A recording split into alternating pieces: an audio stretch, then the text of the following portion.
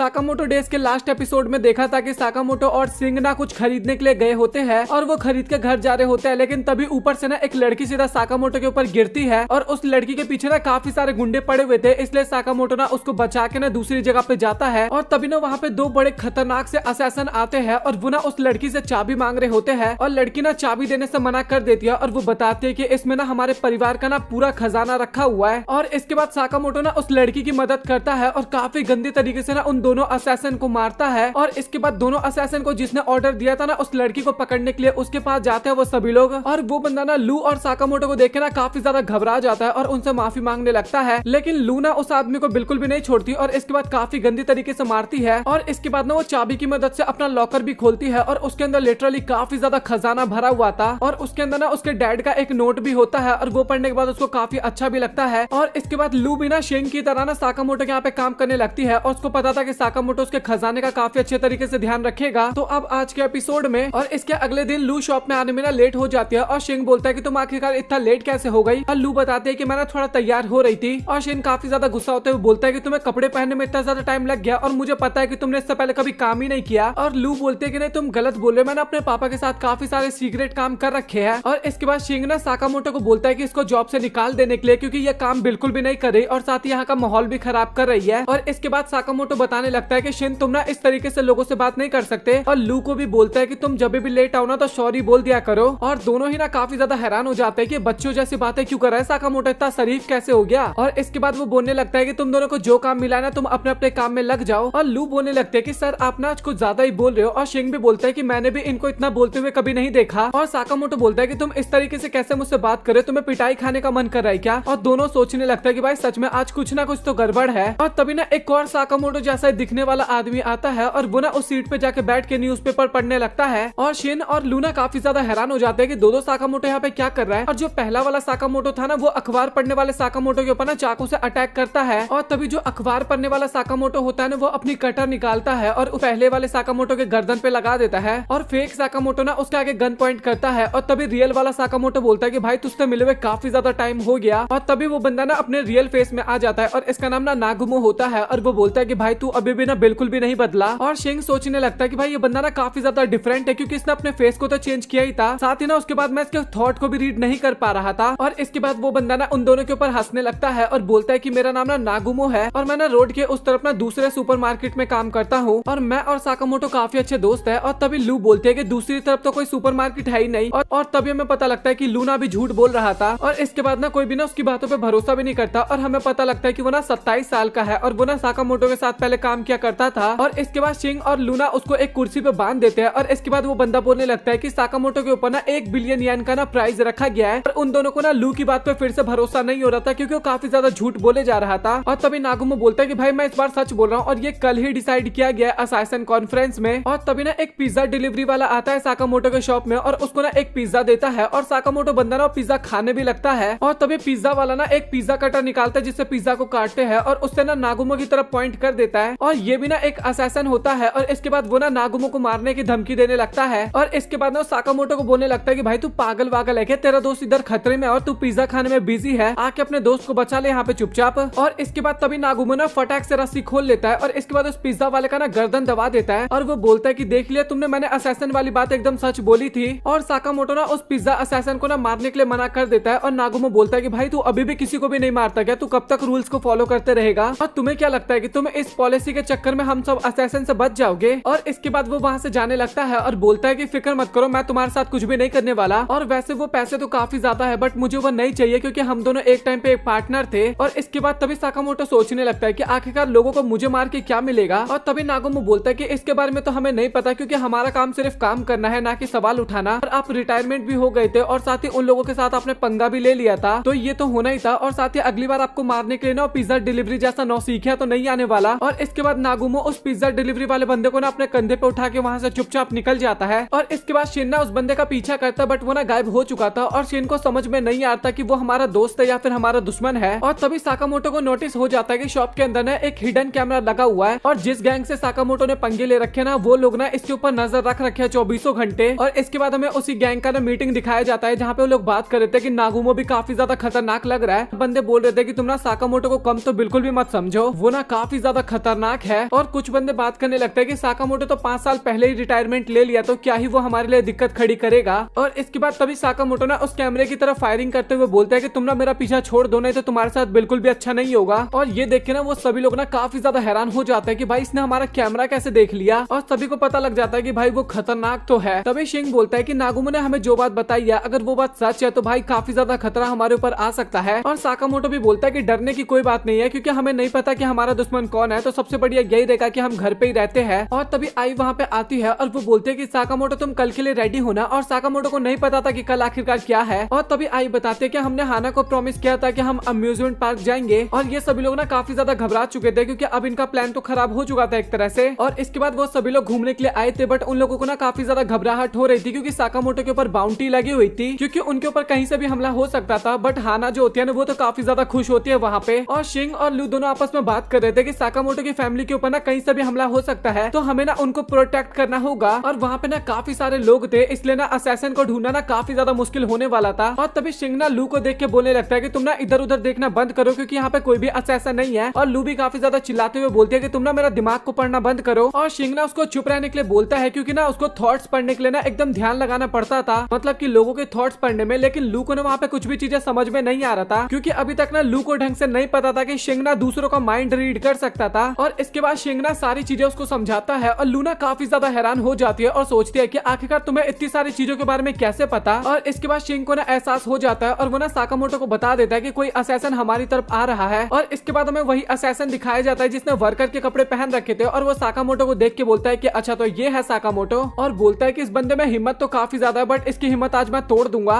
और इसकी फैमिली के सामने इसको मार दूंगा मैं। और तभी लू वहाँ पे आती है, और वो ना साकामोटो की फैमिली को ना वहाँ से लेके चली जाती है। और वो असैसिन जो होता है ना वो भी साकामोटो के ऊपर अटैक करने वाला होता है। और साकामोटो ना उस असैसिन की तरफ देखता भी नहीं है, और उसकी जेब से पेन निकाल के ना उस असैसिन के मार देता है। और वो असैसिन सोचता है कि आखिरकार उसने बिना देखे ये सब चीज कैसे किया। और इसके बाद शिन और लूना उस बंदे की बॉडी को उठा के ना कहीं जाके छिपा देते हैं झाड़ियों में, मतलब की। और लूना साकामोटो की काफी ज्यादा तारीफ कर रही होती है और बोलती है कि बॉस ने बिना देखे ही इसको हरा दिया। और सिंह बोलता है कि बॉस ने ना ऐसे मारा इसको कि इसके ऑर्गन्स डैमेज ना हो और इसको कुछ भी ना हो एक तरह से। और इसके बाद ना हमें वहाँ पे एक और असैसिन दिखाया जाता है, और वो बोलता है कि मुझे तो पहले ही पता था कि ये कुछ भी नहीं कर पाएगा। और इस बंदे का नाम ना तासु होता है, और ये बोलता है कि मुझे नहीं पता कि साकामोटो कैसा है, बट इसने ना अभी तक इसको जान से नहीं मारा और इसको छोड़ क्यों दिया आखिरकार उसने। और इसके बाद ना वो शेन के पोस्टर की तरफ देखते हुए बोलता है कि ये बंदा मेरे लिए ना प्रॉब्लम खड़ी कर सकता है, क्योंकि ना माइंड रीड कर सकता है। और इसके बाद साकामोटो की फैमिली ना एक रोलर कोस्टर पे बैठने के लिए जाती है, और शिन और लूना पीछे रह जाते हैं। और वो असैसिन भी ना उनका पीछा कर रहा होता है, और शिन और लूना आखिरी वाले सीट पे बैठते हैं। और लूना इसके बारे में पूछती भी है कि हम लास्ट वाले सीट पे क्यों बैठे हैं। और शिन बताता है कि ये सीट ना बेस्ट है। और तभी लू की नजर ना एक बंदे पे जाती है, और वो ना असैसिन होता है। और ये बात ना उसको पता भी चल जाती है, और वो बोलती भी है कि मैं जब किसी बंदे को देखती हूँ ना, और अगर वो असैसिन होता है ना, तो मुझे इसके बारे में पता चल जाता है। और शिन सोच रहा होता है कि मैं आखिरकार इसका माइंड रीड क्यों नहीं कर पा रहा था। और तासु भी सोचने लगता है कि मुझे लगता है कि इनको पता चल चुका है। और शिंग ना इस चीज को रीड कर लेता है, और वो ना रोलर कोस्टर से उतरने की कोशिश करता है, बट वो ऐसा नहीं कर पाता। और इसके बाद ना वो साकामोटो को इसके बारे में बता देता है, और शिन ना साकामोटो को बता रहा होता ही है। लेकिन तभी ना तासु अपनी गन निकालता है और साकामोटो की तरफ फायर भी कर देता है। और लिटरली भाई वो बुलेट ना साकामोटो के चश्मे पे टकराती है और रिवर्स हो जाती है, क्योंकि उसका चश्मा ना बुलेट प्रूफ था। और इसके बाद रोलर कोस्टर ना एक सर्कल वाली जगह पे जाता है, और तभी सिन ना अपनी सेफ्टी बार को खोल के ना उस पे से कूद जाता है। और तभी रोलर कोस्टर नीचे आता है ना, तभी सिन उस असैसिन के ऊपर कूदता है और उसका भी ना सेफ्टी बार को वो खोल देता है। और इसके बाद दोनों ही ना पटरियों के ऊपर आ जाते हैं, और तासु वहाँ पे बोलने लगता है कि भाई तू पागल वागल है क्या, तूने तो अभी मुझे मार ही दिया था। और शिन बोलता है कि आज ना साकामोटो सर अपने काम में व्यस्त है, तो उनकी जगह ना ये काम मैं संभालने वाला हूँ। और दोनों ही ना एक दूसरे के आमने सामने इस टाइम पे खड़े होते हैं। और शिन ना उस बंदे का माइंड रीड करने की कोशिश करता है, बट वैसा नहीं कर पा रहा था, क्योंकि तासु ना पहले काम करता है और उसके बाद वो सोचता है। और तभी उनकी तरफ ना एक रोलर कोस्टर आ रहा था, और तभी शिंग ना वहाँ से कूद जाता है, और शिंग के बाद ना तासु भी वहाँ से कूद जाता है। और हवा में ही तासु ना 2 चाकू सिंह की तरफ फेंकता है, और पहले चाकू से तो सिंह बच जाता है, लेकिन उसको पता चल जाता है कि वो ना दूसरे चाकू से नहीं बचने वाला। और दूसरा चाकू सिंह के पैर में लग जाता है, और उस चाकू के अंदर ना पॉइजन लगा हुआ था। इस कारण ना सिंह को ना धुंधला धुंधला दिखाई देने लगता है इसके बाद। और तासु बताता है कि ये जहर ना मैंने खुद बनाया है, और इसके बाद तुम्हारा खेल अब खत्म होने वाला है। और तभी सिंह बोलता है कि भाई तू ना चुप हो जा, तुझे पता भी है कि आखिरकार तेरे साथ क्या होने वाला है। और तासु बताता है कि हाँ मुझे पता है कि साकामोटो को देखने के बाद मुझे इतना पता चल गया था कि वो एक लूजर है। और सिंह बोलता है कि भाई तू सच में काफी मूर्ख है इसका मतलब। और तुम्हें एक चीज पता है क्या, जब इंसान ज्यादा जिंदगी जीने की कोशिश करता है ना, तो वो उतना ही ज्यादा कमजोर होते रहता है और भी काफी ज्यादा भाषण देता है। और इसके बाद सिंह शिंग बोलता है कि भाई तू ना एकदम गलत है, वो ना अपनी लाइफ को सेक्रीफाइस इसलिए कर रहे हैं ताकि वो ना अपनी फैमिली को बचा सके, उसको प्रोटेक्ट कर सके। और जब कोई आदमी किसी को बचाता है ना तो वो और भी ज्यादा खतरनाक हो जाता है। और इसके बाद तभी ना वहाँ पे रोलर कोस्टर भी आने लगता है और शिंग जंप करके उसके ऊपर बैठ जाता है और तासु भी ना काफी लंबा जंप करता है। और इसके बाद शिंग ना सीधा तासु को पकड़ लेता है और इसके बाद ना वो तासु को मारने लगता है, लेकिन शिंग को ना अब धीरे धीरे ना धुंधला धुंधला दिखाई देने लगा था और तासु ना काफी आसानी से ना शिंग के अटैक से बचे जा रहा था। और इसके बाद शिंग को ना समझ में नहीं आता कि आखिरकार उसको क्या करना चाहिए और तभी ना माइंड रीड करने लगता है और उसको ना साकामोटो की फैमिली की आवाज सुनाई देने लगती है। और इसके बाद तभी शिंग ना तासु को पकड़ता है और सीधा रोलर कोस्टर से ना नीचे कूद जाता है। और इसके बाद ना वो एक टेंट के ऊपर गिरता है और वहाँ पे ना एक शो चल रहा था और वहाँ पे ना एक रैबिट हीरो होता है और वो रैबिट ना हाना का काफी ज्यादा फेवरेट था। और इसके बाद ना शिन ना उस रैबिट का कॉस्ट्यूम पहन के ना स्टेज के ऊपर आ भी जाता है और तासु भी स्टेज के ऊपर होता है और ऑडियंस को तो वो एक नॉर्मल शो की तरह लग रहा था। और इसके बाद ना उनकी रियल फाइट वहाँ पे स्टार्ट हो जाती है और पब्लिक ना वहाँ पे रैबिट को काफी ज्यादा सपोर्ट कर रही थी क्योंकि वो हीरो था एक तरह से प्ले का। और वहाँ पे ना साकामोटो की फैमिली भी थी और साथ ही ना शिन ना तासु के मुंह पे ना एक जोरदार पंच मारता है और इसके बाद ना तासु भी शिंग के ऊपर अटैक करता है, लेकिन वो काफी आसानी से बच जाता है। और इसके बाद वो तासु के ऊपर ना काफी तगड़ा वाला पलटवार करता है और तासु को तो समझ में नहीं आता कि इसके आंखों का विजन कम होते जा रहा है, लेकिन उसके बाद भी ये कैसे लड़ पा रहा है। और वो ये भी सोचता है कि मेरे पॉइजन का असर इतनी जल्दी तो खत्म नहीं होना चाहिए था। और तभी हमें पता लगता है कि साकामोटो ना अपने माइंड रीडिंग के थ्रू ना शिंग को गाइड कर रहे होते हैं उस टाइम पे। और तभी तासु ना नाइफ की मदद से उस कॉस्ट्यूम को फाड़ देता है और इसके बाद तभी वो नोटिस करता है कि शिंग ने तो अपनी आंखों को बंद कर रखा है वहाँ पे। और इसके बाद शिंग ना काफी जबरदस्त एक जोरदार किक मारता है तासु को और उस बंदे का खेल वहीं पे हो जाता है खत्म। और इसी के साथ शो भी खत्म हो जाता है और काफी ज्यादा चीयर भी करते हैं ऑडियंस और साकामोटो शिंग की काफी ज्यादा तारीफ करता है।